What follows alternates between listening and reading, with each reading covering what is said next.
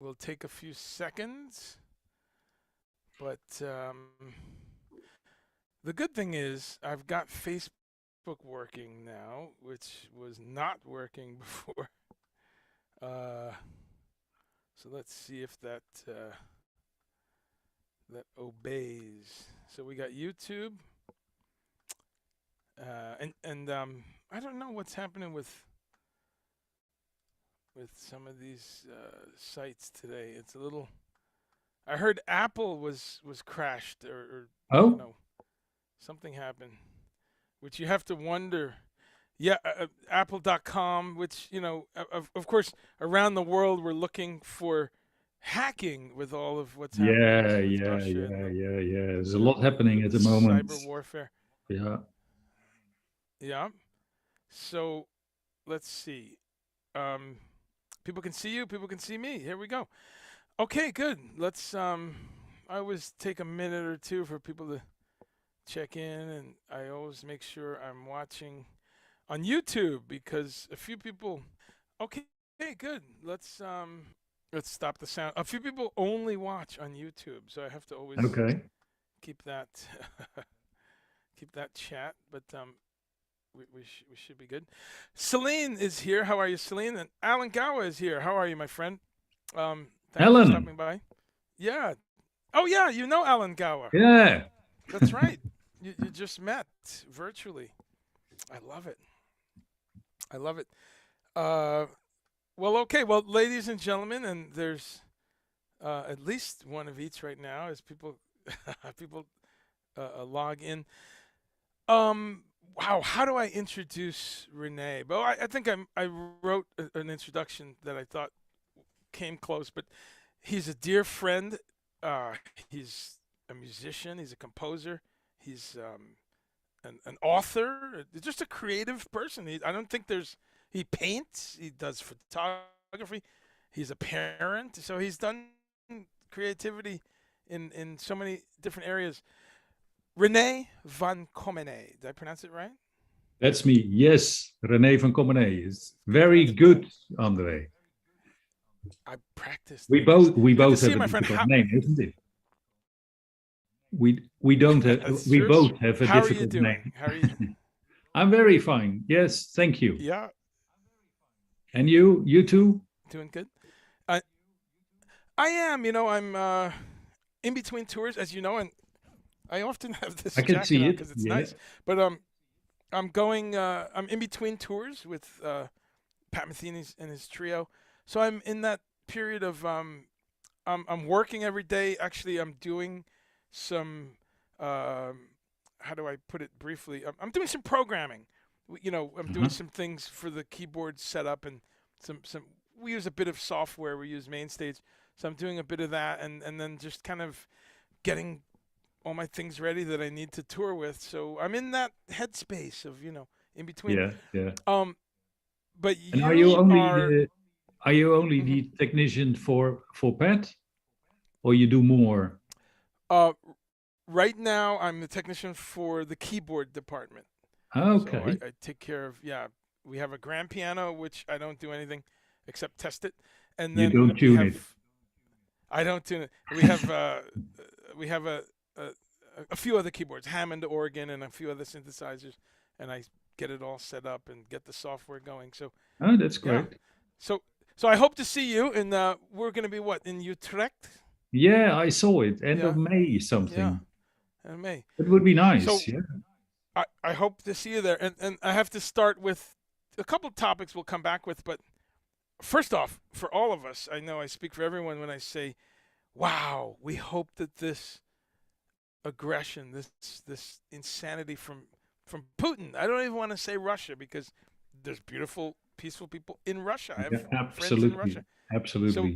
it's exactly. So it's Putin, and I hope today it stops. Please, So that's my first hope, because it affects, of course, the Ukrainian people first of all, but the Russian people and the people nearby, the Polish people, the Hungarian people, The everyone in whole Europe. So world.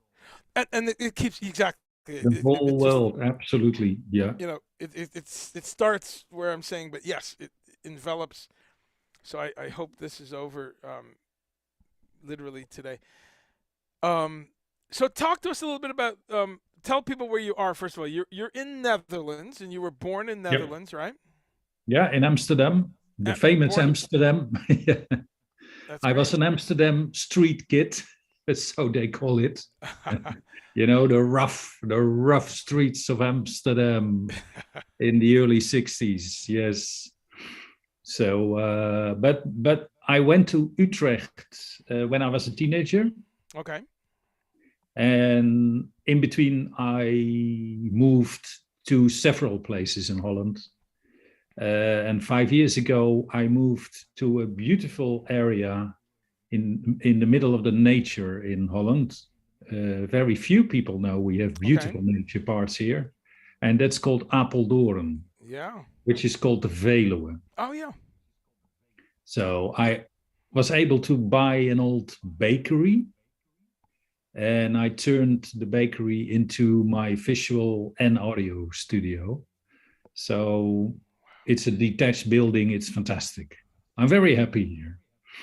That is great. And Wow. just it was just finished in time before the big lockdown in Holland. So Right. I had no problem actually with the lockdowns because I was very happy in my in my own building, being creative. So Right. Right. Wow. No, the timing, right, of this, because you're not the only person I've learned that, they happen to have changed their life, right before this pandemic, so that they're doing okay. Well, I like to always share geography with people. So look at this. This we have Apeldoorn. Yeah. Uh, exactly. yeah. Look at that. And you see the green area on the what is it? The left side, the Yeah. big green area. That's Yeah. a wonderful, wonderful part of nature. It's absolutely very special in the world, even because it's very the nature there is very close to what you will find in South Africa.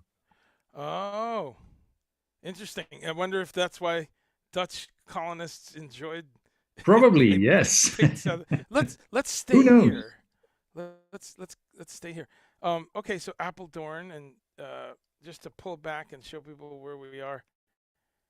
Those of you who've been to Netherlands might have an idea.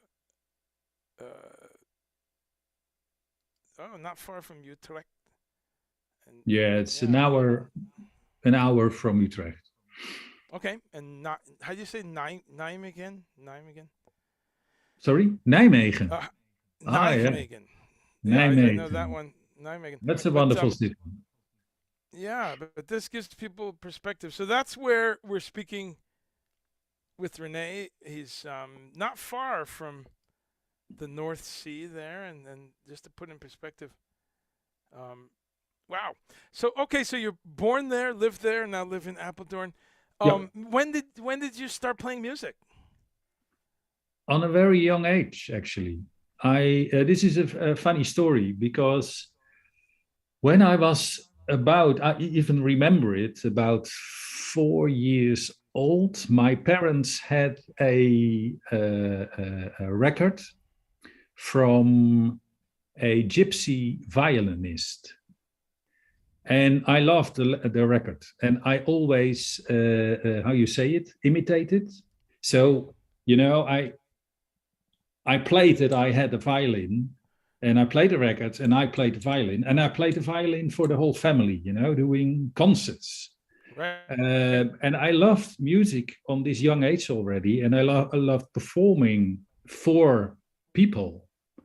So when I think the age of 5, my parents decided to buy a piano.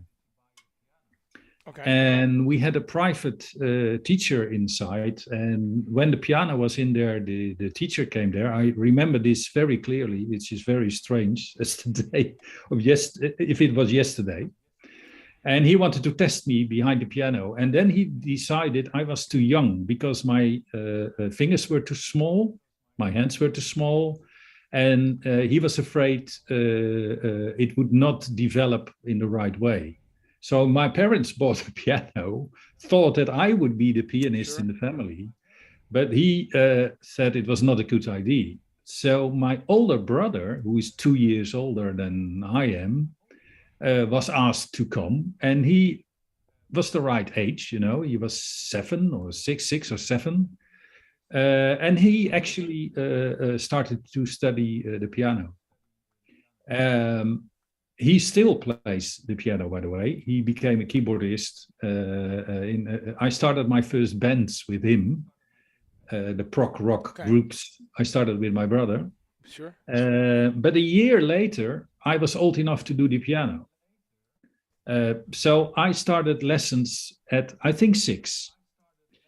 But the teacher, it's a very funny story actually, the teacher started the lessons in exactly the same sequence as he did with my brother. But when my brother studied his lessons and he was finished, I took over. And I, copied what he played. So I couldn't read notes, but I couldn't play everything. And it took a couple of years piano playing that the teacher discovered I couldn't read any notes. And this was because the pieces became too complex. And I turned the page on a wrong moment. So he thought, huh? So he stopped me playing. He turned the page back and he asked me just in the middle of the piece, start from here. And I couldn't because I didn't, it was written there. And he was so angry that he kicked me off the lessons. So I stopped piano studying, but I still was, music was everything for me. So I started at the age of 8 years playing the drums. And this is what I still do. 8 years. 8 years old, yeah. Okay, so 8 years old. Yeah. Wow, that's a great story because that shows how good your ear was at a young age and your memory and pattern recognition, as they say. Still, my musical memory is quite strong. Yeah. Yeah. I forgot who I was reading interview with someone who said the same thing, that they would fake the lesson. Yeah. I faked. I was good at faking. Maybe I still am. That's great. Okay, so that's the start, and then you went to drums, and through the years you picked up other drums. Instruments. I played the drums. I studied drums, not on the conservatory or so. I've never had a professional education on music because my professional education was on graphic design and visual art. But at the same time, I kept on going, being a musician, and I played in my first professional band at the age of 15. As a very young guy, because all the people in the band were in their 20s, and I was just 15 playing the drums. And there slowly started my professional life as a musician already. So I started quite 15. Young, and just as a rock drummer, later as a singer as well, which was also a very strange thing, because we had a band, and a week before our first big concert, the singer quit the band. He left the band. And we were there, in front of a big problem. And nobody wanted to take over the vocals, so I did. And there I started singing as well, which I also still do. So, and later on, I became interested in world music. And there I started, but this was around my 30s, I think. I started to study the Indian tabla. Oh, yeah, right. Yeah. And all kinds of hand percussion. I don't know if you know Hossam Ramsi. What's the name? Hossam Ramsi. He is from Egypt, and he plays actually, he is an Egyptian percussionist, and he plays actually on all Peter Gabriel albums. He did Right. the Page and Plant tour. And unfortunately, he died 2 years ago, but we became close friends, and he introduced me in Middle East percussion.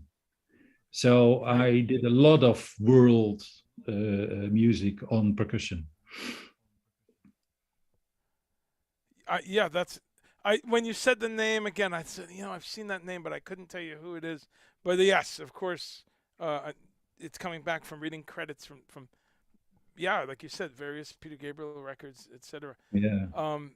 He gave me a very He gave me a very interesting instrument, unique. Sure.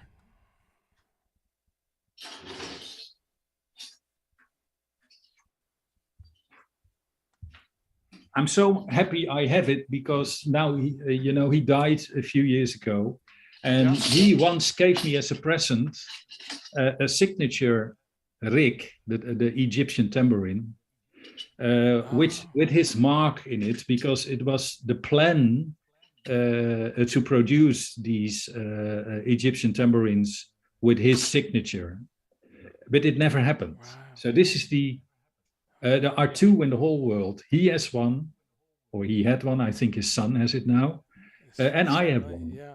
And it's a beautiful. I don't know if you can see it, but it's a beautiful, beautiful Egyptian tambourine. It's fantastic. So I'm very happy with it.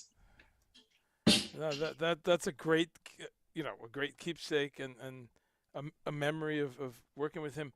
Yeah.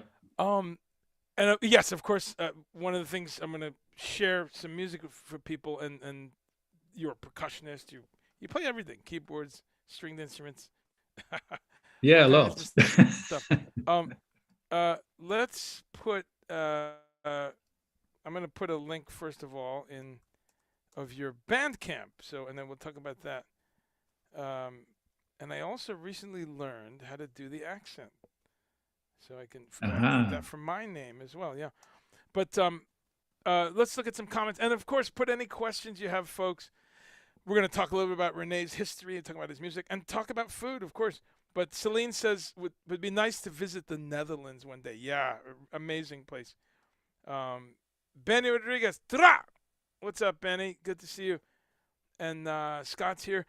Alan's here. Yeah, just a nice group of people. Here's James Farrelly. How are you, James? James is right there, and James wrote Hossam Ramzi, and plays with Peter Gabriel on Passion. That's right, yeah. Now I remember that. And James says, drummers with an ear for music and melody and song. Yeah, we need we need more of those, but there are a few there. So I'm going to let's look at where is this now? The Bandcamp. I have that up, and we're gonna take a quick look at that. I put a link there, but just so we can give a little sample here. Here's René's Bandcamp, and I put a link there, but it's his name.bandcamp.com. A couple different things there. Helter Skelter. I think I have that one on CD, and this one is. I wanted to talk about this because I want to get a little bit of idea how you guys are doing. Virus is a very electronical piece, very electronic, more experimental piece. Yeah, I see that it's waves drum and eventide. But what's interesting is you did this in the first week of lockdown. So this is about 2 years ago then, right? Yeah. When I was locked up in my studio. Wow. Let's see. Let's hear a little bit.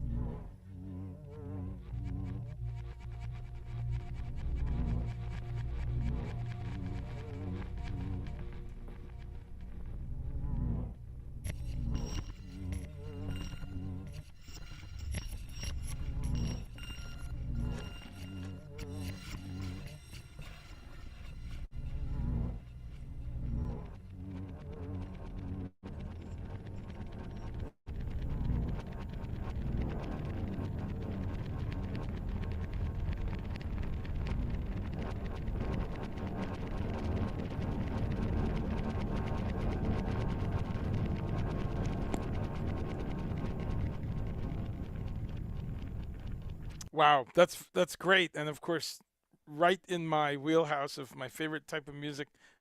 I haven't heard that one yet, strangely, but that's really wonderful.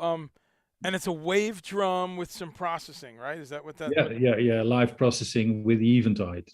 Yeah, I have an Eventide, the H3000, right. and it was broken, which was a pity because Eventide didn't want to help me because they are not making these stuff anymore. Oh yeah. So, but I found a guy in Israel, and he helped me on parts he developed, and I was able to repair the thing myself. So I'm very lucky. It's working again. So this was the first thing I made with it after the repairment. Yeah, that's good to know for the people around around the world with H3000s. Make sure Robert Fripp knows about that because he's probably got Yeah, six of them. yes, a couple Um, of them, isn't it? yeah, no, well that was great, and people should check that track out. And we'll come back to The some other more track, music. this is probably nice to say. The other track, Helter Skelter, Yeah, is about the disaster, the Chernobyl disaster, right. which I wrote in the 80s after the Chernobyl disaster. And I put it on Bandcamp a couple of weeks ago to support the people in the Ukraine. Right, right. So everybody can freely download it, but you're asked to pay for it, and all the money goes to how you say it. Uh, There's this support, organization, yeah, yeah, to support support efforts, yeah, the Ukraine. yeah. Wow, that's wonderful. Let's hear a minute or two of that. That's Helter Skelter.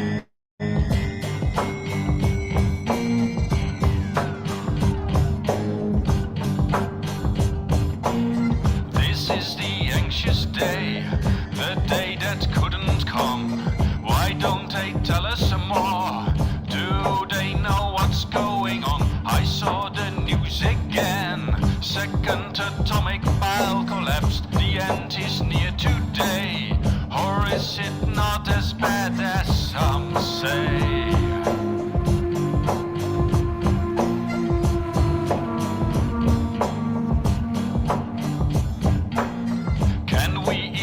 Fresh food, or only in the USA? Keep silent, Russian man, but stop the fire if you can. La France is information that's still very easy there. The merits of panic are pain, but ignorance is a paper chain.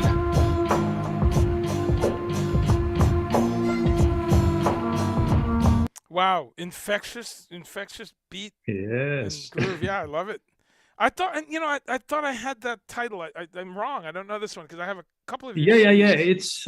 It's on the first Mr. Averell album. Oh, it is then. Okay, because I Yes. remember that title. Yeah, but it's been a few years. So that's great. And folks, if you want to donate a bit, obviously you could pay whatever you want. So this is one of the many ways you could do that, and go away with some music at the same time and learn about a new artist. I love the gas mask because of course how ominous is the fucking Chernobyl problem, and now it's Yeah, back. I found this photo. I hope it's because I couldn't find a photographer. So I hope it's not. Oh yeah, Fun. no, a stock picture. Yeah, that's great. So that's a little bit of music, and we'll come back to music in a bit. We're gonna come back and talk about the new release, but tell people a little bit. Let's talk about some food because I love hearing about that. So a little background for people. I met René. Oh my God, René, is it now 15 years or something, right? I don't No, know. It's a long time ago. It was yeah, when you were touring with Don Don in Preston, Holland, yeah. So it was with and we even performed together with Don in Rotterdam. that's right. Yeah, So, so we met. but I don't know. That's quite some time ago. Yeah. Yeah, I'm gonna say, yeah, it's at least 15 years or somewhere around 15 Yeah, years. probably. But Yeah. we were touring. Of course, some people know the Don Preston Akashic Ensemble, which was Don Preston Hmm. and myself and my late partner Sherry Josney, who's an Yeah. electronic musician, electronic percussionist, and we we're touring a lot actually, and we toured we were in, I think, Czech Republic, maybe Poland, Netherlands, maybe Germany, I think that time, and also England, and so we came to Netherlands, and René brought us to the university, right? Was that? Yeah, it was the conservatoire, the conservatory in Rotterdam. Yeah, at that time I was how you call it, artistic leader of the jazz department and the music production department, and a teacher there. So Don Preston did a workshop, a masterclass with a Moog. Mm-hmm. We got a Moog from Moog as well. We could hire, right. Yeah. I always remember that. Yeah. And so you were the artistic director there. Okay, so you're no longer at the conservatoire. No. I'm gone all. I left in 2007. Yeah, 2007. So it's a long time ago. I went on touring, constantly touring after that. So we must have been. That's 15 years. So we must have been. God. It's probably one of the last years I was there. Yeah. So 15 years ago. Yeah. At least. Okay. And no, it was really great. And I remember there was it was a defunct power plant or something, because we went to this room with all the. Yeah, it's true. Yeah, it's true. I remember we did some video, but I never forget that. It's funny you said there was a Moog, because one of the things that was funny is they lent us a Moog, and this is going to get technical for a minute, people, sorry, but the one thing about the Moog is that you can connect it to other keyboards and control. And so I remember Don connected it to one of his synthesizers, so he was playing piano on the Moog. Yeah. So people were watching, going, "How is he getting piano from a synthesizer?" I remember that specifically. And to our surprise, Mike Keneally was there. Yeah, he came there. Yeah, he was in Holland. Yeah. He happened to be in Holland, and surprised us all. He was. Yeah. He said he was looking in the paper or something. Don Preston. Yeah. So I remember true. those. Yeah, that's true. But one of the things we discovered, of course, on that trip was all of us, because Don is a vegetarian, pescatarian, Sherry, myself, and we discovered that, and we had a couple nice meals. So you've been many years in your life a plant-based oriented person. Tell us about that. How old were you when you said, that's it, no more? Well, this is meat, things like that. When was that? When I wanted to be a vegetarian, I was very young. I was about 13 years old. So I was still with my parents. I think I was 13 or 12 or so. And but it wasn't any success, because I was not supported by my parents. It was in that time quite difficult. And the big problem I had, I loved meat. So when my mother still served meat all the time, I couldn't refuse it. So it took a time. I think when I was about 17 or 18, I left the house, and a few years later, I decided to become 100% vegetarian. No fish, no meat, nothing at all. And this was for a long time, because I brought up my kids vegetarian. So probably for 20 years, I was strictly vegetarian. But after 20 years, I had some health problems, and I was advised to sometimes eat some fish, which I did, and which I still do. Right. So there I decided to do some fish sometimes, but I try to avoid it. I still I'm the cooker, the cook in the house. I cook every day fresh food, and although my wife is not vegetarian, she has to eat vegetarian in the house. When it's Because I right. don't make meat in our house, you know. So when we go to restaurants, he can eat meat, and I don't. But in the house, I never. It's always vegetarian. So for a long time, yeah. That's great. Yeah, And I have that's been, great. And I of have course, been, yeah, I've been involved in animal protection as well, you know, for a long time. So I was working for organizations against animal cruelty. I don't know if you have special names for this. I did a huge anti-fur campaign in the Netherlands for a long time. So, yeah, a lot about animals. that's fantastic. And yes, and we call it the same thing: animal rights organization, animal protection, things like that. And of course, the famous biggest group is PETA. People for Yes, I ethical know treatment of Peter. animals. Yeah, we have it here in And Holland as PETA, well. yeah, Yeah, you have it there, yeah. yeah, And yeah. they're, of course, they can be controversial from time to time, but they call attention, to these issues. Well, one of my, I've said this before on the show. I have a few favorite countries I love to go and that I would live even if it's possible. And Netherlands is always high on that list. I love coming to Netherlands. I Oh, mean, come and the live the here. the the, in, say again. Come and live here. It's a good idea. You know, if it was economically feasible to move now at this age and everything, but who knows? Certainly we'll visit. But what I always love is it's the idea of environmentalism and green and organic and taking care of the land and the ocean and the water. It doesn't feel as separate when I'm in Netherlands, because everywhere you go, the light switches, the way, even how much water is used in the toilet. Yeah, yeah, I yeah. mean, starting with the first thing in your day, you see the toilet and you realize, oh, we don't have to waste, so many liters of water. And then you just the light switches, automatic lights, just energy. It feels so integrative.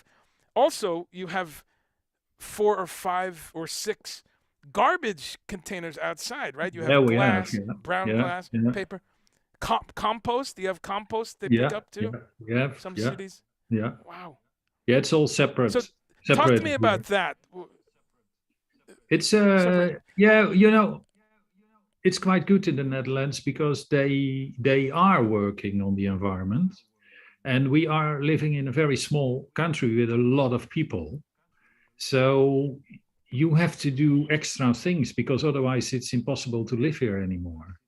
And in my house, we have, so every private house already has separate containers for the things. We have paper, we have plastic, compost, and what we call rest garbage, that goes to a separate thing, and you have to pay for it. So they try people, to get less garbage to burn by having you paying for it. So if you have to pay for your garbage, I like it. You try to get as little as You create possible less. because that's how it works. I love it. So I love it. that's what we do. And myself, the toilets we do with rainwater. We have a lot of rain in Holland, so why not collecting it? Because I think it's absolutely terrible that we use we have one of the best drink water in the world, but we use it in the toilets. I can't stand it. So my wife and we collect rainwater and use it for the toilet. So this is what we do Perfect. ourselves. Yeah. So yeah, No, but I love it. a lot And has to so be many. done. Yeah, a lot has still to be done, and we have a lot of problems with the environment in Holland. But this is because we're with so Yeah. many people on such a little, stamp post Small stamp, space. as I call it. Yeah, right. Small space. And I think also, and my life is so infinitely connected to Dutch, what would be the word, engineering and Mhm. ideas, because one of the things about Netherlands is it's recovered from the ocean, right? I mean, it would be Yeah, it is. below Yeah, water yeah. parts. We So half of the country is beneath sea level, and it wasn't never there. It's man-made land actually. But this is a yeah, problem it's amazing. now because with the raising of the sea level, Holland is one of the countries in the world which is in danger. Yes, the flooding of the oceans is going to Yeah, be, yeah, yeah. wow. It's not if, it's when, right? Um, and when I say I'm um, very connected to Dutch engineering, I think you know, and some people may know, I was born in, at the time it was called British Guyana, but it was, it was colonized by everyone, including the Dutch. And the Dutch, however, took a part of South America that's very similar, that's below sea level. And I Mm-hmm. grew up seeing a seawall, seeing the dikes and the canals, and I grew up with all these Dutch sounding streets. I That's grew up very Dutch, near yeah. Vlissingen Road. Okay. Yeah, and I heard words like Vredenhoop and Stabroek, and Uh-huh. Uh-huh. New. My mother was born in New Amsterdam Okay, of yes. Guyana, New Amsterdam. Yeah, so I didn't know till you hear these names. They're just words. Not till many years later that I realized, oh, I see. That's why we have all these. There's pumps and sluices and dikes and canals all through the country. Later Uh-huh. did I realize, oh, the Dutch, yeah. So so Yeah. so uh, in any event, I think what the point here is, it seems like your country, your people have a real appreciation for the environment because you took it back from the sea. You Yeah, really, we did. Yeah. yeah. Well, That's there's great. it's Well, it's a contradiction. One way you can say that we are or we brought back nature because to bring in land. So it's what's the right way? The last, I think, 10, 20 years, they had to bring back water areas because otherwise we would have floods from the rivers. So they had to take away farms and their land to bring in the water. If we have high level water, the water can freely float there without any problems. So a lot of parts in Holland are returned to their original state, bring back the place so the water can go there, which is good, hmm. I think. Yeah, you're respecting what nature wants to do. Um, Hello to Rich Hilton. Hey, Rich. Hey, Mark Lorano. Um, yes, it is very flat, Rich. You're right. Yeah, yeah, there's no It is flat. hills and valleys and stuff. It's very Well, flat. I live on a high part in Um, Holland. and okay, Appledorn it's higher up. Yeah, yeah, Okay. yeah. Uh, Our house is. let's talk about some There's a delay, isn't it? Yeah. much higher. A little bit. Let's talk a bit about some food then. So you're the chef. You cook mostly in the house. So it's a vegetarian house. Yeah. Once in a while, some fish. You say, tell us some of your favorite food. Because another thing when I'm in Netherlands, and anyone who's traveled knows, um, there's wonderful food from around the world, including a lot of Indonesian and Surinamese food, spicy food. So tell Yeah. us some of your favorite. What do you like to cook? What's your favorite thing to cook?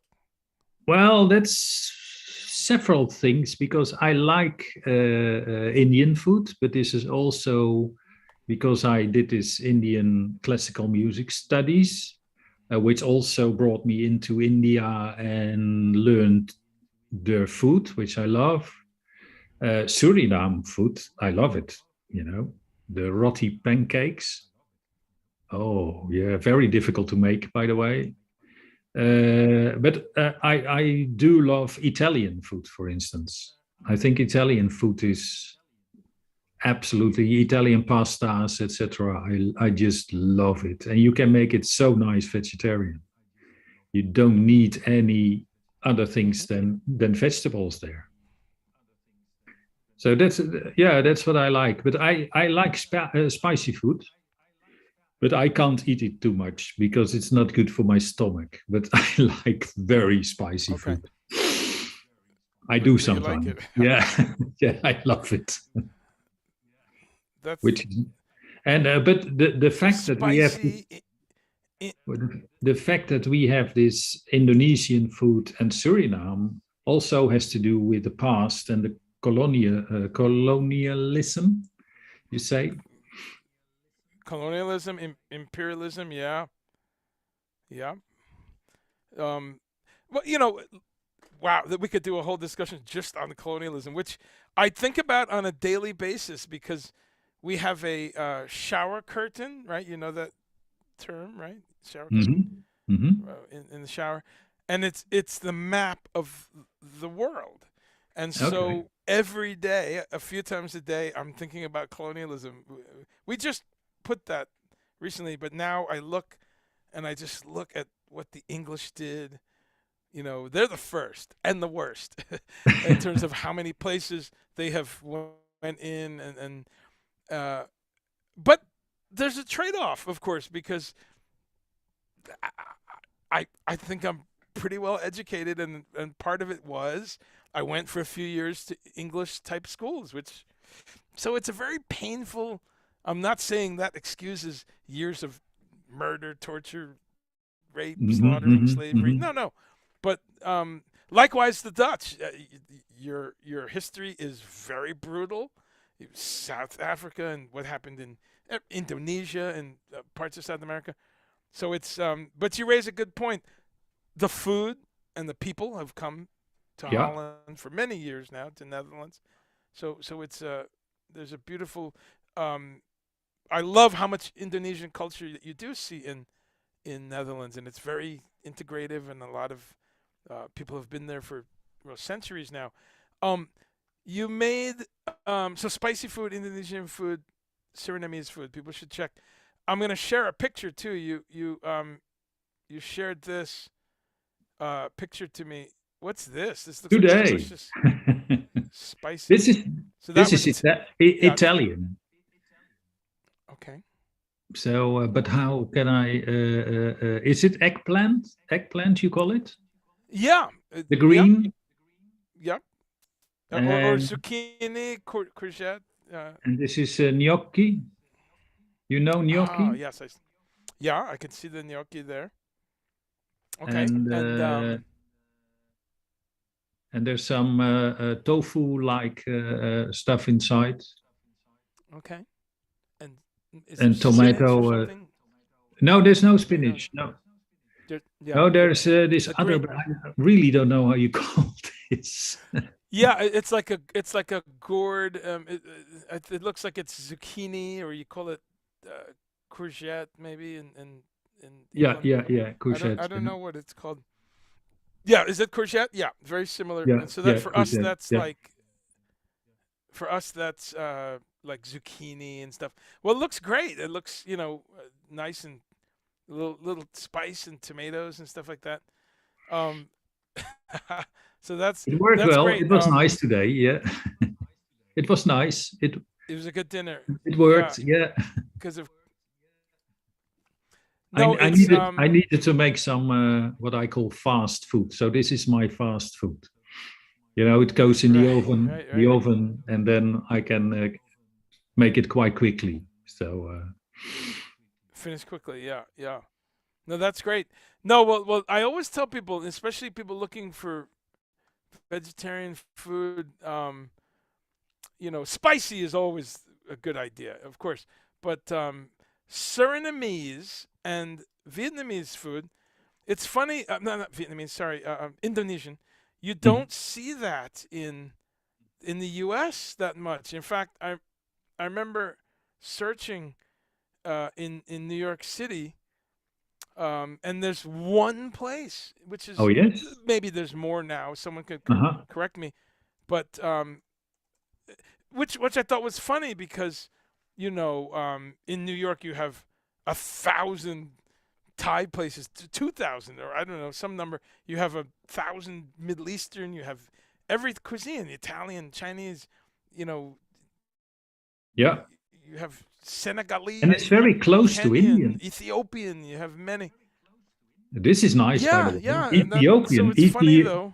I love Ethiopian food. That's you name it now. I really love it. In Amsterdam, there's a wonderful Ethiopian restaurant, and I just love it. Yeah. The what's it called? The injera. Yeah, that kind of thing. So how about something like gado gado? Do you eat that? Yeah. Well, that's ever? very that's very Gado. ordinary, isn't it? Yeah. It's okay. It's okay. It's not my favorite. It is but, okay. Yeah. So right. So for you that's common. You get gado gado everywhere. Yeah. It's very common. Yeah. in That's almost Dutch food now. And it's funny how that, right? And it's funny how that is, because again, I go all around the USA, and someone actually in the questions, anyone that's listening, do you have Indonesian where you live? Because I go everywhere in the USA, and I always look on my phone, and you don't see Indonesian as often. So it's funny to hear someone who's like, oh yeah, that it's very normal, gado gado. But for us, here's a little thing on making some gado gado, and you make a sauce with peanuts, garlic, chili. It's like almost like a hummus, but made of peanuts, and you take some vegetables, lime juice and stuff. And what I love about all the Asian cuisine, including Indonesian, is how many vegetables. Look at that, wonderful. Sprouts, cabbage. You've got some carrots, green beans. I mean, that's what's really so healthy, even when it's a dish with pork and beef in these countries. There's so many vegetables. But those of you watching who've never had something like this, look at how easy that is to make. You just steam some veggies and cut up some tofu, and you really just have to make that sauce, right? That's the difficult part, I think. Yeah. The sauce. Yeah. But you're saying you see this everywhere in Netherlands, right? Yeah, absolutely. Just, yeah. Kind of. It's almost Dutch food. Right. And it's almost like pizza here, where you just see it. Yeah. But we have also we have a lot of Chinese restaurants in Holland, and they also serve gado gado. They all do. Right. So they do different versions. Yeah. Okay. Yeah. Now, tell me a little bit about, because you have so much vegetarian and vegan in Amsterdam. Give us an idea, like from when you were young to now. Like, give us an idea of how it's grown, how it's expanded. Yeah, that's exploded. It's exploded the last 10 years, I think, maybe 15 even. Also in the supermarkets, because when I started as a vegetarian, it was very, very difficult to choose what you eat. And of course, if you make it yourself, you can make it yourself. So you can find things enough to make a nice meal. But when you went out for dinner, which, for instance, that was my problem with touring in the early days. There was hardly any vegetarian food in the restaurants. And now it's almost everywhere, it's 50-50. and huge variations. And you can have in a lot of restaurants, you have the menu, and you can choose for the menu vegetarian or non-vegetarian, and you will have the same thing, you know. So in Holland, it's very, very easy now to eat very nice vegetarian food everywhere. And this is really a big difference with about 20 years ago. Right. You've seen it grow. Yeah, I'm just as a visitor, and many times it's incredible each time I go. And not just the food from other countries, Chinese, No. Indian, but there's some Dutch food I've discovered, some very nice, kind of Dutch soups and different things with beets and lots of things with greens. Well, what you see, and I think this is a very interesting development, and I think it's very good. If you go now to a supermarket and you go to the meat department, you see a huge amount of vegetarian meat replacements, and not a little, yes. a huge amount. And the thing is, and this is very good, that people who think they can't without a piece of meat, they can eat something which tastes like meat, but it isn't. And the variation and the quality raised the last 10 years so enormously, right, that now even people, real meat eaters, choose a few times a week to have the alternative, which is a wonderful development, because this is what we need, We're talking about environment, we're talking about all these things. Yes, and I talk about that on this show all the time. More local growing, more plant-based, more simple foods, because the animal slaughter industry, as we know, is probably terrible. The biggest polluter. It is. I'm sure incredible. it is. Yeah. It's been shown. Yeah. The trouble in Holland. I'm going to look. Is that in Holland still? Holland is one of the biggest meat exporters, at least in Europe. So, although many people in Holland now choose for vegetarian food, the export is still huge. We have more pigs in Holland than human beings. Wow. Can you imagine? Well, we have more guns than human beings. So we got you there. I don't know what's better. No, but it's a silly thing, We have 17 million people in this small country, and we have more pigs in this country. Wow. It's crazy.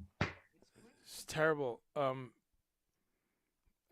So on one hand, we talked about this earlier. On one hand, we have these different containers for the garbage.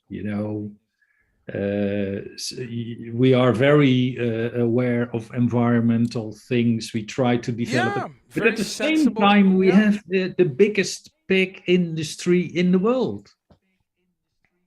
So, yeah, no, that's globally. This is we're still in the beginning. I think. As exciting as the last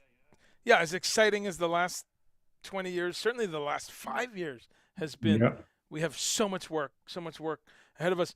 I wanted to look. Let's look quickly at this thing here. I've got just to give people an idea.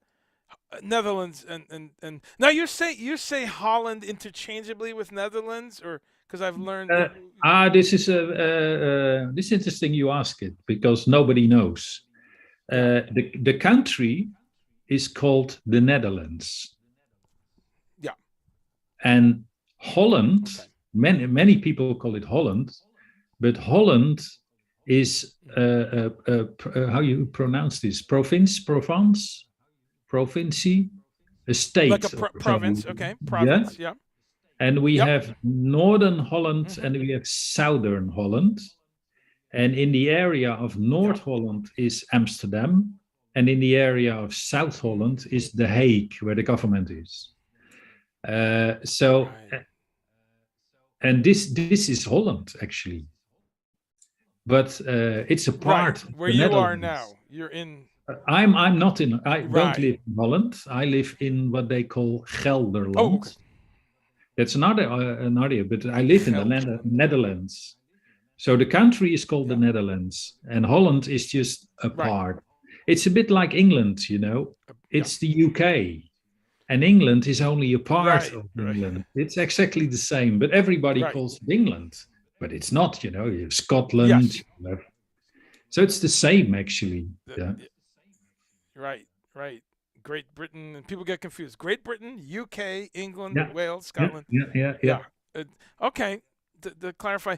Well, I recommend to people that haven't traveled much, it's just one of the fascinating places to go. The museums, you know, the Van Gogh Museum and the Concertgebouw. You have some of the most amazing bits of European culture are there. But I wanted to show real quick this great video. I'll put a link just to show some of the diversity of types of food. We have to take it. We checked it out, and we don't come here again, but we enjoy this now. So, look at that. That's like a plastic, okay, recycling.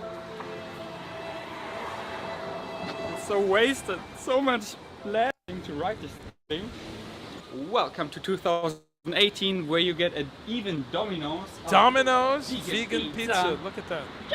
And now for our second breakfast, we are at a place called Sla. It reminds me like Sia, a singer who is also vegan. But anyway, they have many in town. It's a chain and it's supposed to be super vegan friendly. Hopefully not as pricey. Let's check it out.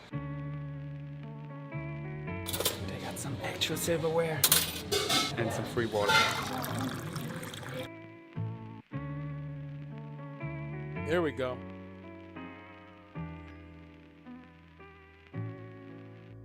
Look at that. Here's the stacks. So we got another. Wow. I want to pause on that because so many times people think it's so difficult, and it's It's not. two things. They think it's difficult.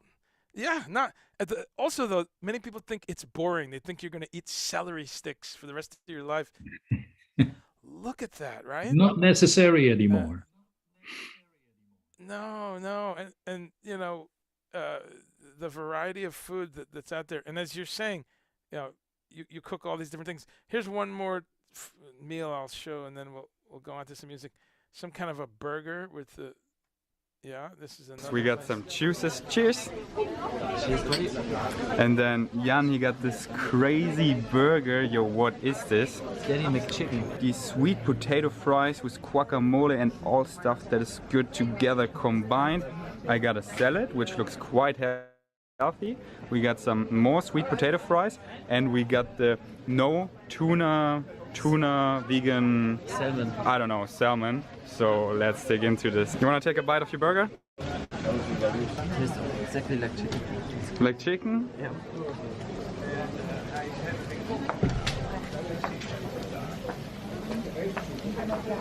So that's, you know, wow, that looks great.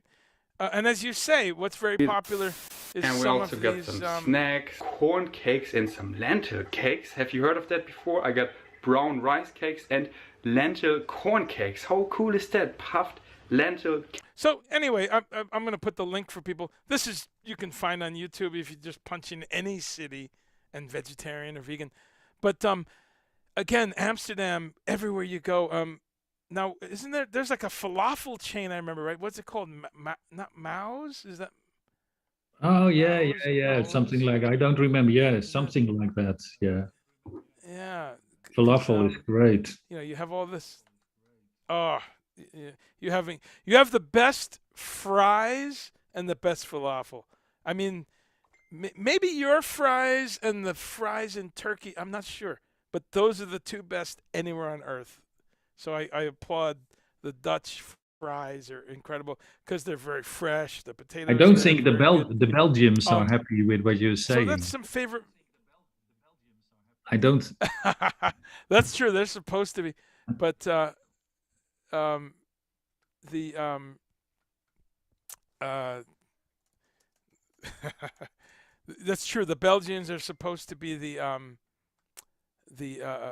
kings and queens of the fries. But let's Yeah, see. and they So have let's good. look. They See have any. good ones. Oh, they do. Yes, I've been there a couple times.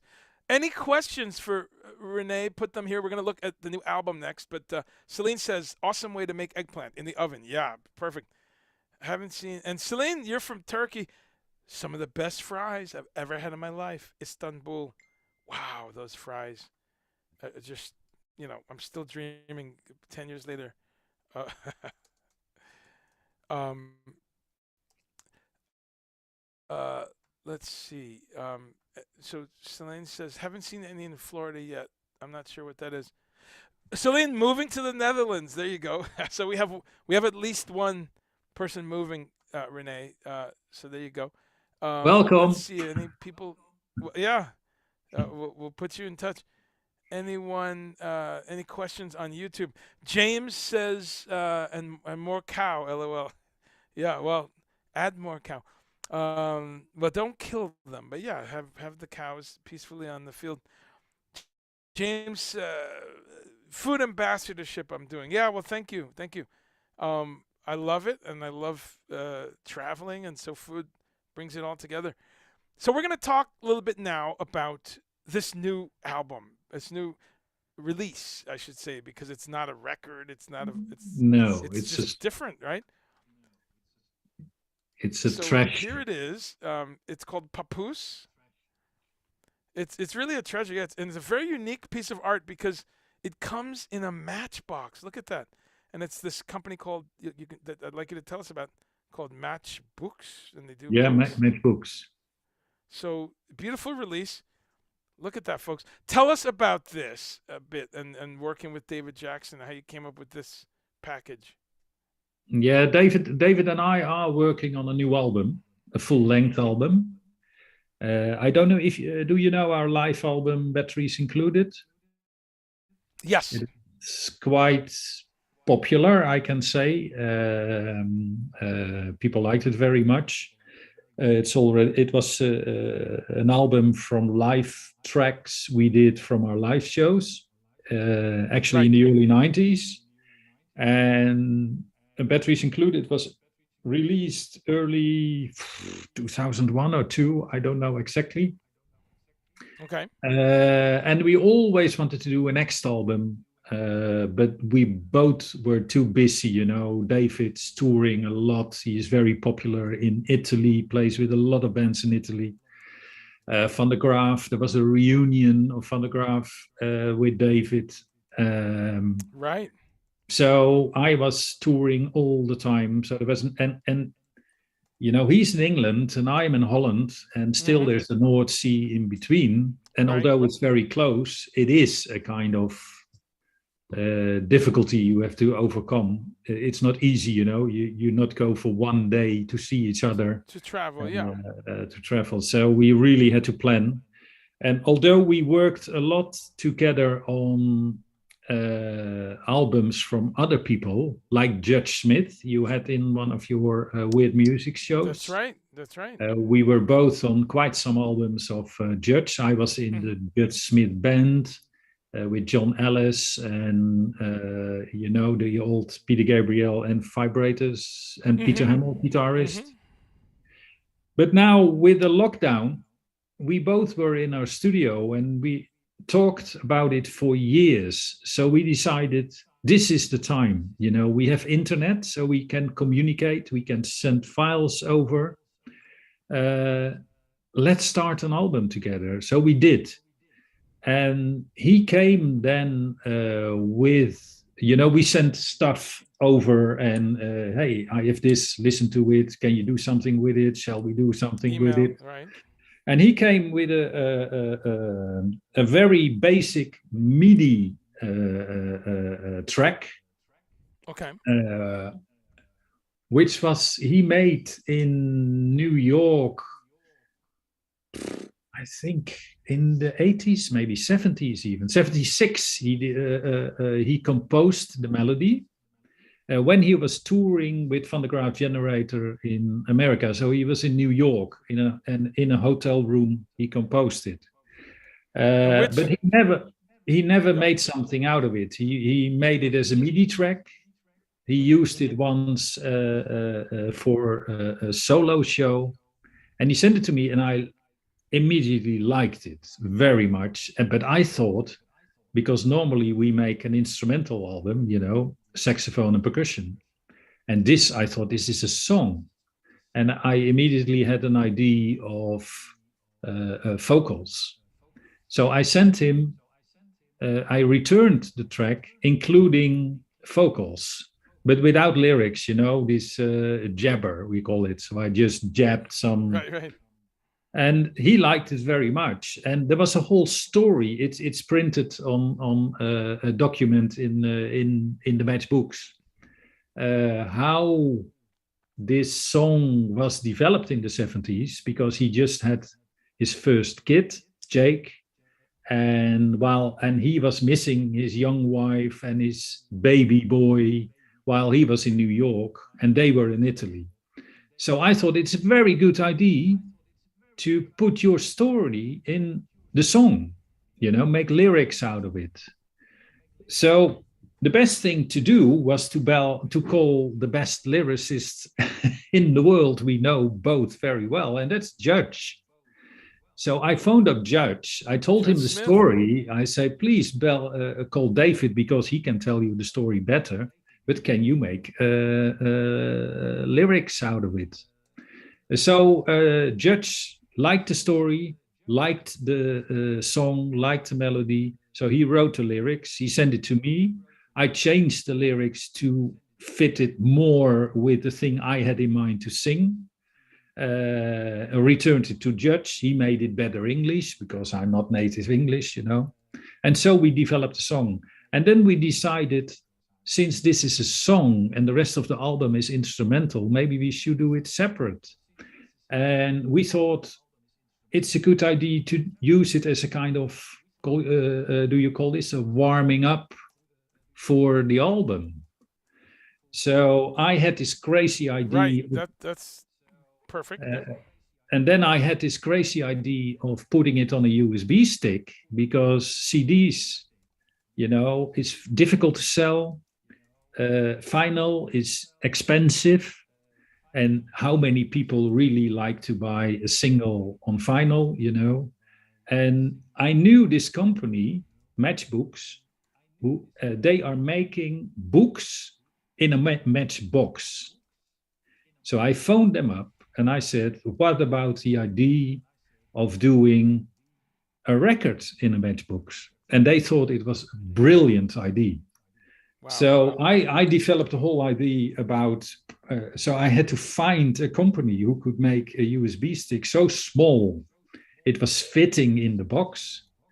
I designed the whole book, and so it developed, and now it's available in just numbered and signed and 250 pieces. Oh, okay, so it's maximum. Limited to that. Limited edition, but I can show you because I have one here. Yeah, let's see one. Oh, wow. So it starts with a beautiful made black box, and inside the box there is a signed card. Signed card. It's signed by. Can you see it? David and me. So everybody will have an original signature.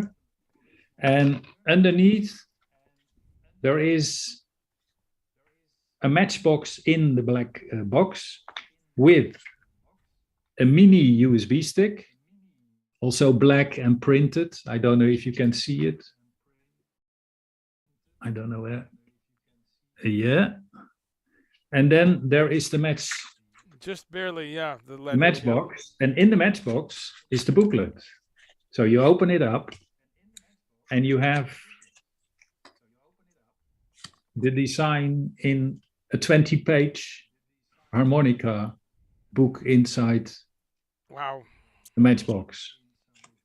And on That's great. the USB stick, because there is room for a lot more than just one song. So we put an instrumental version Of on course. it. Right. We put it in different formats, so FLAC, MP3, but we also made ringtones from the song, so you can have ringtones. Right. I saw that. And we did a remastered version of Batteries Included, the album, the live album on it, remastered for MP3, Right. including 2 tracks which were never released before. So Wow. and then it's full of photos, stories, PDF documents with a story about PAPOOSE, the lyrics, of course, how we worked on the track, credits, a lot of unique photographs inside. So it's a wonderful, wonderful treasure, actually. Something. Yeah, it's an artwork, a small artwork. I And it love it. goes- No, and I love. The funny thing is, it just goes in an envelope because it can be posted in your letterbox. So it's not a very expensive package to send, It's very small and light and goes in an envelope, and it goes all over the world.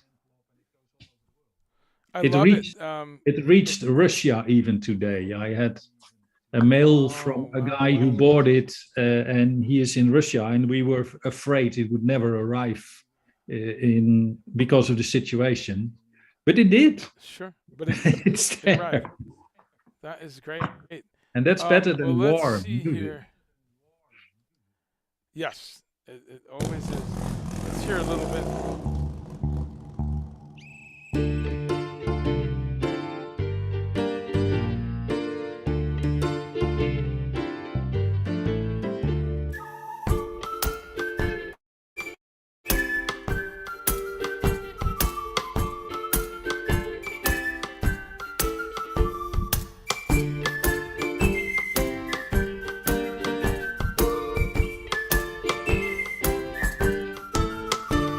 I feel so lonely in the States. My visit here has just begun.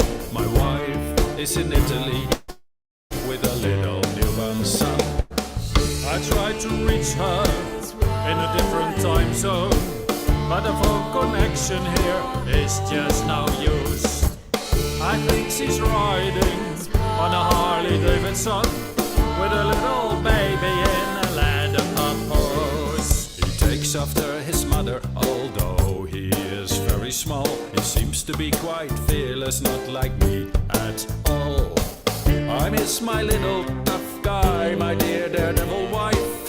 They need my influence to live a safer life. I tried to reach her in a different time zone, but the phone connection here is just no use. I think she's riding on a Harley Davidson with a little baby in the land of PAPOOSE. That's great. Just to hear about half of that. Great production, and it's very, all of your music is, to me, like a combination of kind of, I feel like there's a play going on often. I feel it's very visual, because you do a lot of visual things in your performance. So to me, it always feels like, oh, is this from, what's going on? Which part of the movie is this? It's very visual, and I love it. So you're saying that track, he started writing that in the 70s and changed it to the years? Yep. Is that the one? Yeah, and I rearranged it for PAPOOSE, and then we worked together. It was a real... we sent it over and over and over. I came with new things, and he sent me a live performance of a solo show where he used the MIDI as a backing track, and he played. Right. And there was a soprano solo, which was so beautiful that I thought, I want this in the song. So it's in the song. He tried to perform a kind of a soprano solo like he did live, which I loved so much. And I think the solo in the song Right. he played, it's absolutely magnificent. But he's such a brilliant musician. He's amazing. He's so musical. He's such a great saxophone and flute player. It's amazing. I'm always so happy to work with him, and we connect very well together. You know, we understand each other. It's very intuitive. We work together, so we love working together. It's very nice. We have the same ideas. You know. Right. No, I love reading about how much you guys have done together, and David's solo stuff I'm still now discovering and learning, but I knew him from Van der Graaf. I had their live album, I had one other album, and as the years went by I realized how much he did. But I put this link for anyone watching can look at this link. I'll put it on YouTube also. But read about David. I mean, he's, as René is saying, really incredible musician, very creative, and very in demand. You know, he's people that pull him along include, you know, Peter Hamel himself, Peter Gabriel. He's got his own group. He's got the groups with René and with Judge Smith, and a lot of different records. So I'll just put that there. Yeah, he's a busy man. Look at all these records. Yeah, he's a very busy man. Yeah, And he's a this is legend. Fish. Yes, he is. Absolutely. So hopefully we have a chat with him sometime. But this is great, and people should you know, do some research there. Jumping back to some food, we go back and forth, food, music. But tell me a little bit. So you said many years, decades, plant-based, a little bit of fish now, things, and you've lost a lot of weight. Because I remember when you had some health problems like 6-7 years ago, and you became even healthier after that. So I applaud you for I had to doing everything. And I think I haven't seen you since. I usually see my dear friend René when I'm in Netherlands with one group or another, Adrian Ballou, or with UK with Yes. But I think I saw you. You came to see Yes, and then we went around the corner for a few pints. Yeah, Was which that with was your a lovely son? That was a night. few years ago. Yes. With Steve It was great. Rispin.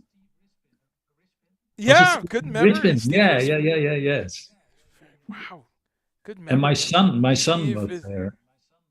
Right, your son was there, and Steve, by the way, is also vegetarian. But Steve is working now for Yes, also. But Steve Hackett. Yeah, He's he working is with Steve systemic. Hackett. Yeah, I missed him because he was just in Utrecht. But I Yeah. saw it too late because it would have been wonderful. And yeah, so I missed it. Yeah. Perhaps. Yeah, perhaps Doing next time. this, But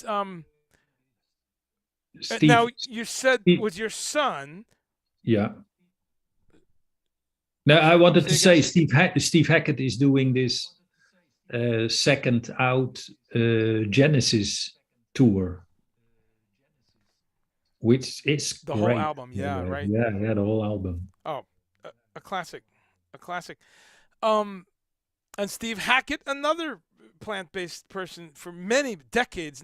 Now I think he eats some fish and chicken, I think. But I spoke to him about it on the cruise, and you know, decades, 30 years or more, he was, you know, vegetarian with dairy and stuff. So it's. I always remind people of that. This is not new. It's not new. It goes even thousands of years before us. Yes. Sometimes people think this is some new thing that, you know, it's. In India, Now, was it your son? In India, there's a lot of people who live strictly vegetarian because of their Hinduism religion, and this goes for thousands of years. Thousands of years, millennia. People need to realize China, also ancient Japan, you had the Buddhists and the Buddhist monks and the Buddhist temples. They were they were requesting that their chefs find a way to cook without animals. So it's nothing new. Ancient Egypt, parts of Africa, parts of ancient Greece, parts of Central and South America. There's a part of Mexico that I've learned recently. Oh, yes.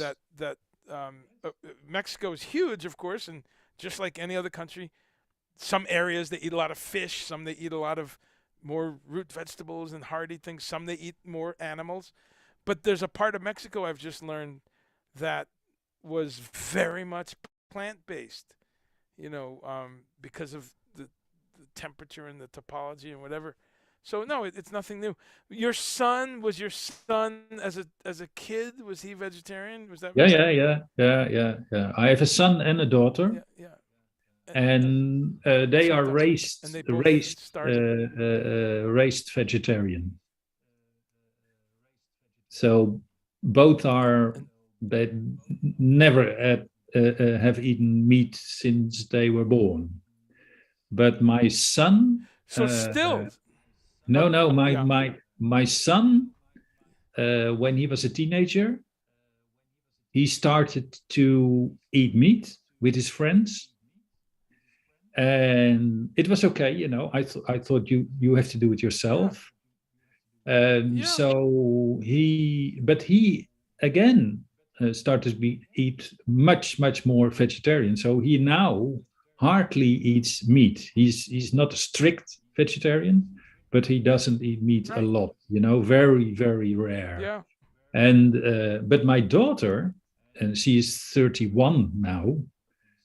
She never had meat in her life. So she was raised vegetarian. She's 31 now. She even don't know how meat tastes because she's still strict vegetarian. Which is good. And she's not thin, that's great. She's a powerful woman. Right. Well, no, that's great to hear. And I have Indian friends I have a couple Indian friends actually who I've met through the years that are, different parts of my life that say the same thing. They say, I've never had it. Never in my life.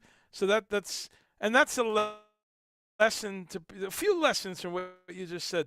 One is you do not need this to survive. You don't. And sometimes people are still struggling with that reality, but you just don't.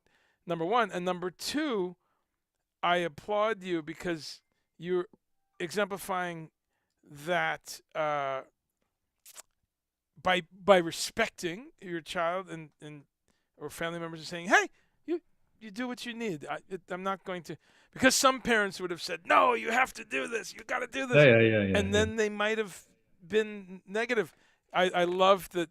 It's part of your spirit. I mean, I know this about you, that you said, okay, that's your pathway. We see you when we see you. And he came back to where he's essentially mostly absolutely. That's beautiful. Let's see. A couple questions.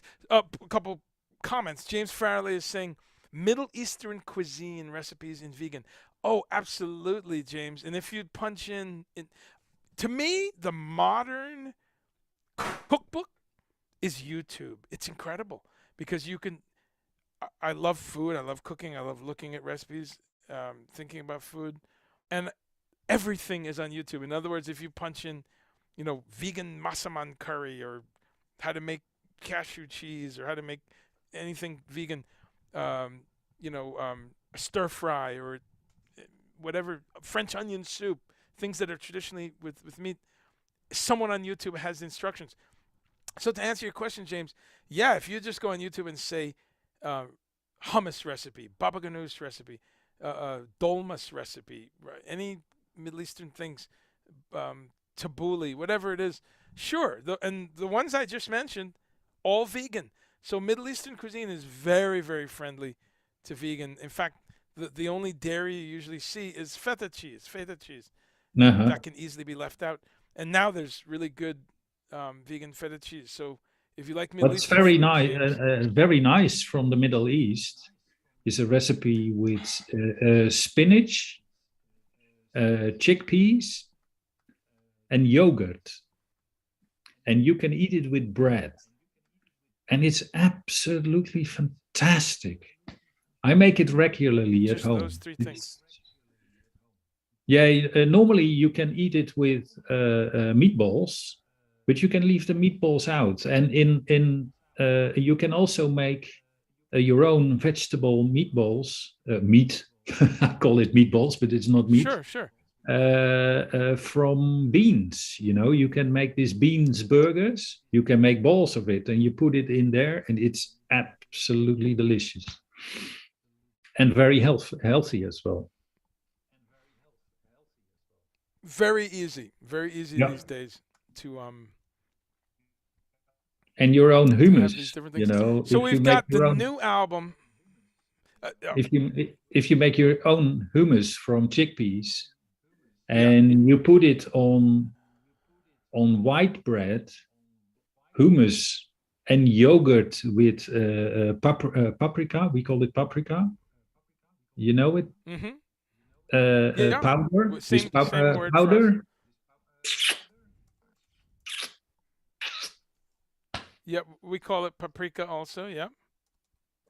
It's wonderful. No, that sounds delicious. But answering to James, yeah, very, very easy to do that. To eat Middle Eastern, it's one of my favorite foods. Middle Eastern, one of my favorite cuisines.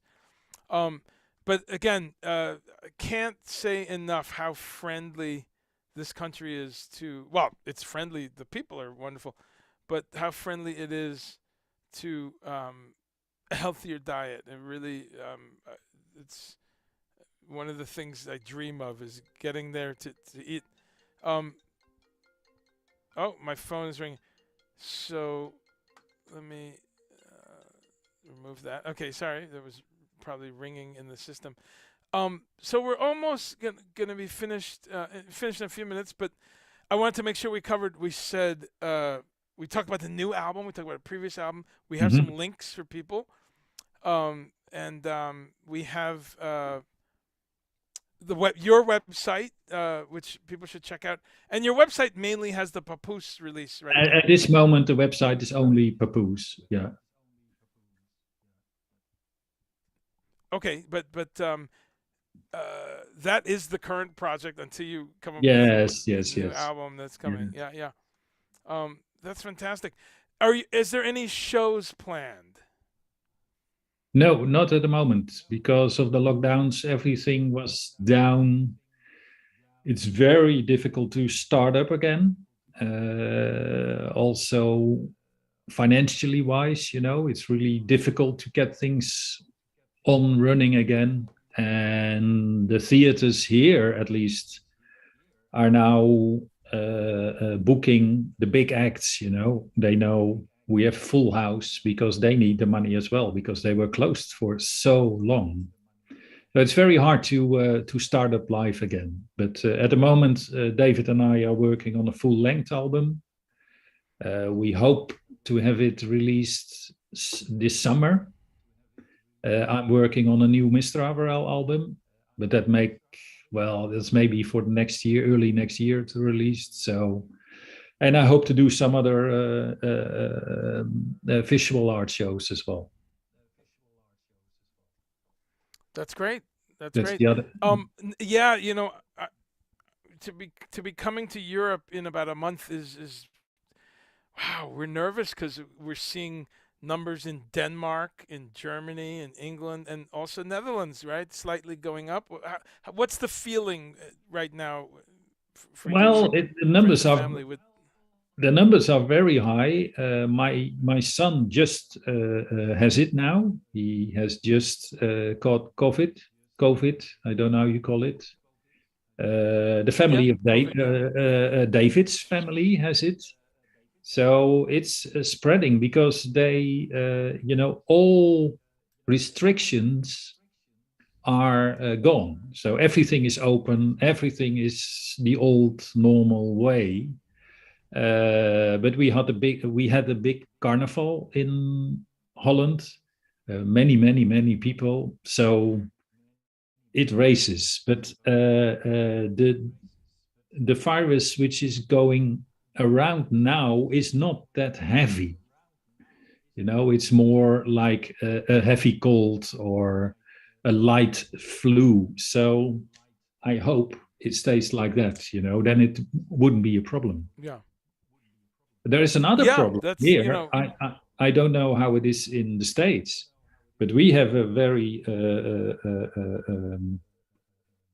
a difficult problem now that there is a flu going on. But since we were closed for 2 years and we had to take all the restrictions, we people are not used to the normal flu anymore. So we become now very ill because of a normal flu, because our bodies don't know anymore what a flu is.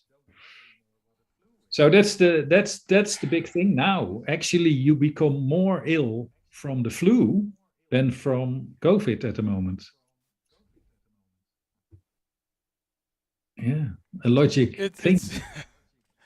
It's not easy, and then as soon as it's getting close, then it's a time for a war. So it's a challenging time, my friends. Yes, challenging it's time. terrible. Wow. That is amazing. Let's see if anyone, as we finish up, any questions on YouTube. Yeah, James really likes the new music, the PAPOOSE music. He says very carnival, fantastic. Thank you. Yeah, sounds great. He says. So a couple people checking that out. Celine is saying, yeah, meatballs in Turkey are not ball shaped; they're squished. Yeah, I saw that in Turkey. Because they made even the falafel in Turkey. It wasn't. Yeah, that's flat. Yeah, that's flat. Which is easier to make.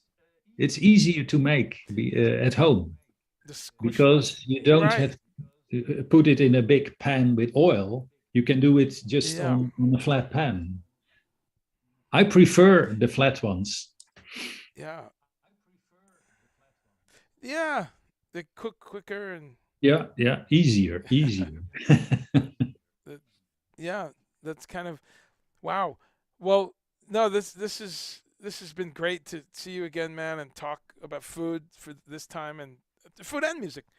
And we can hope. I mean, we've been hoping for 2 years now. It's getting tiring to use this much hope, Yeah. But the war and the Ukrainian situation has in a way, I think one useful thing is it reminds people that for as bad as they think they've had it for 2 years, you haven't had it as bad as No. Ukraine. Exactly. And or as Syria has had bombing, or Lebanon, or Palestinian people, or Israeli people bombing on both sides, and different wars around the world, wherever they are. This is a reminder that, as bad as we've had these 2 years, you can find a way to stay safe. Yeah. To get forward. For us, it's the difference in our government support and things like that. At least you have just a more comprehensive system of, social welfare and healthcare. And things like that. Very much. Yeah. How has that been under this 2 years? Like your healthcare system, how has that been? Is that?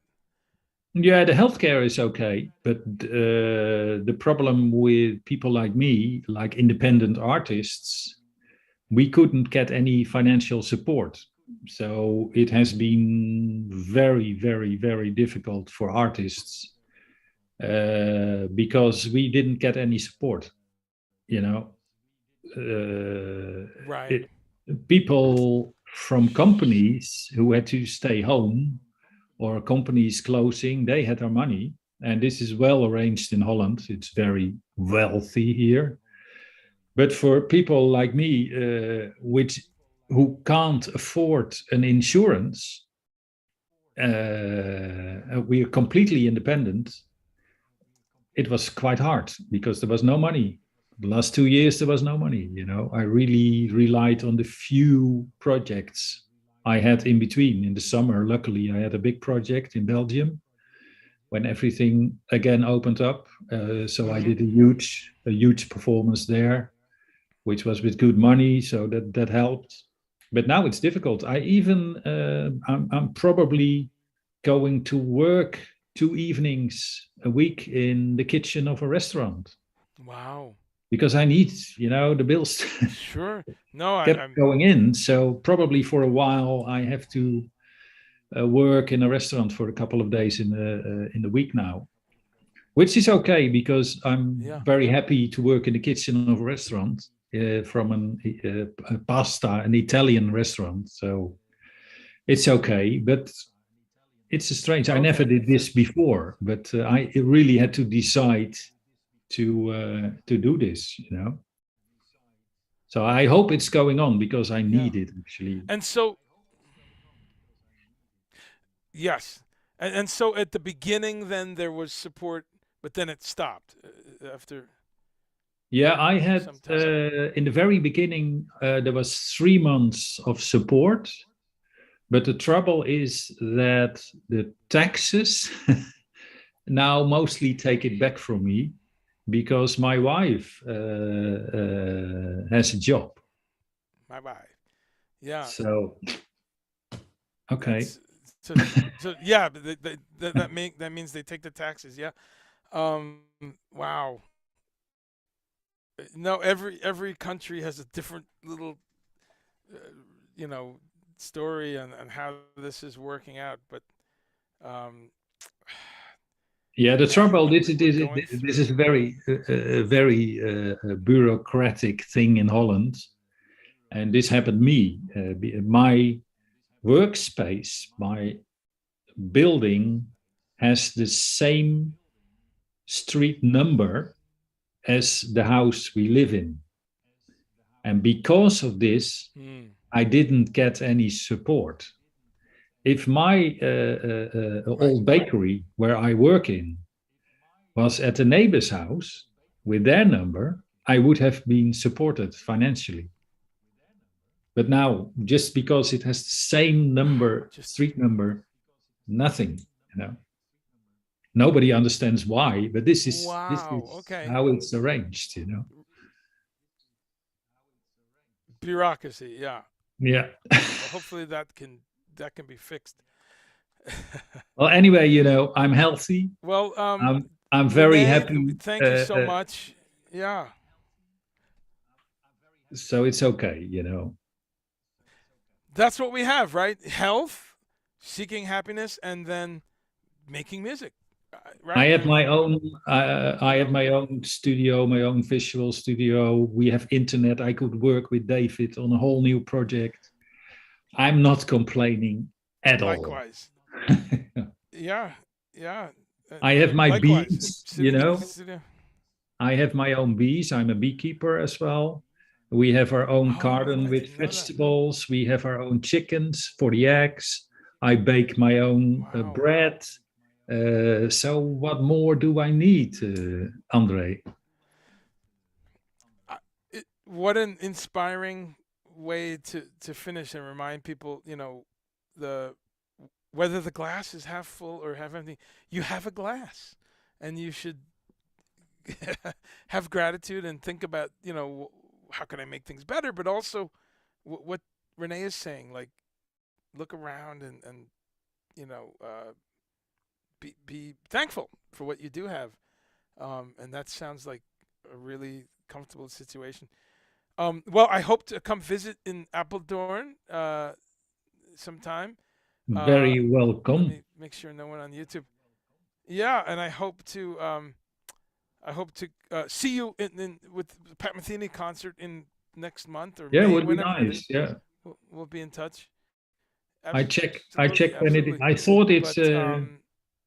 I thought it's the end of May, so I try to be there. Yeah. yeah, everything of course depends. Well, you never know. Every day is unsure until you wake up, right? That's how I approach. So, but assuming everything works and we come to Europe and it's not a world war, we will be so people will be looking for music so much. And let's see, we have Utrecht is May 30th, 2022. So it's one day. see you then. And Then I just turned 60. oh, the next day? No, the day before. Therefore, May 29th, you're going to turn 60? 89. Yeah, I turned 60. Wow. Okay. So we'll have to toast. We'll have to toast. You have to toast then. Yeah, it would toast be your great. birth. Yeah. That's great. So, well, all right, man. Well, thank you. Thanks for doing this, and we'll do it again sometime. Thanks for the folks asking questions and participating. Keep on cooking. Keep eating great plant-based food, and keep making music. That's what I do. And you too, Andre. Thanks for having my me. friend. Bye to all the people there. A special bye-bye to Alan Kawa. Is he still there? Yes. Ah. I'm not sure, but Alan. yeah. But the good thing is people come and watch later on or tomorrow and stuff. So he'll see the goodbye. Yeah. Thank you, man. We'll see you Great. soon. Thank you. Thank you very much. Thank you, everyone. See you.